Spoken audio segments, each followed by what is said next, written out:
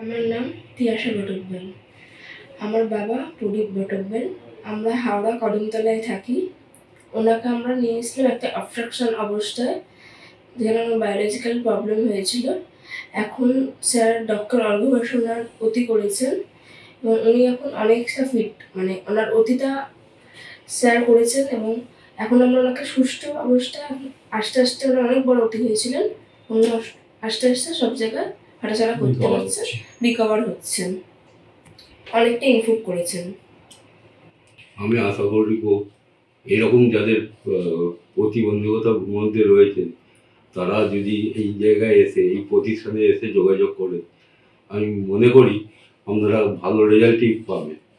তাই আমি প্রত্যেকের কাছে মনে করি তাদের যদি এরকম কোনো সমস্যা থাকে তারা এই জায়গায় আসুন এবং এই পরিষেবা আপনারা গ্রহণ করতে পারেন।